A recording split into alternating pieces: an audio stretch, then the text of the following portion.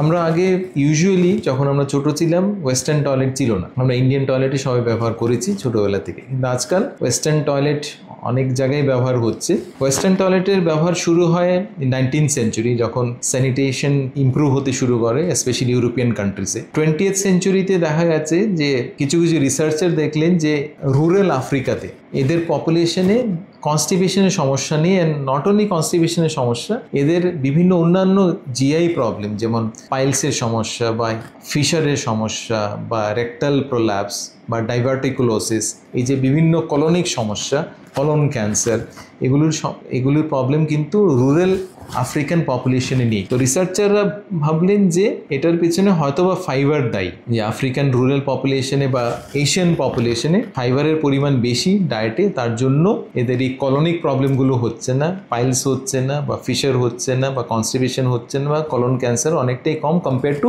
Western population. কিন্তু পরে দেখা গেল যখন এই ফাইবারটা অ্যাডজাস্ট করা হলো দুটো পপুলেশনে, দেখা গেল যে এটা ফাইবারের জন্য রেসপন্সিবল না। মানে এই যে বিভিন্ন যে কমপ্লিকেশন, কলোনিক কমপ্লিকেশন, ফাইবার যদি অ্যাডিকুয়েট পরিমাণে নেওয়া হয় তবুও কিন্তু এই প্রবলেমগুলো এশিয়ান পপুলেশনে বা আফ্রিকান পপুলেশনে অনেকটাই কম কম্পেয়ার টু ওয়েস্টার্ন পপুলেশন। তো পরে রিসার্চে দেখা গেল যে এটার পেছনের কারণ হচ্ছে টয়লেট সিট আমরা কি ব্যবহার করছি সেটা। ইউজুয়ালি এশিয়ান কান্ট্রিজে আমরা ইন্ডিয়ান টয়লেট ব্যবহার করছি, যেখানে আমরা স্কোয়াটিং করছি। স্কোয়াটিং বলতে আমরা হাঁটু গেড়ে হাঁটু ভাঁজ করে বসছি ফর দ্য টয়লেট।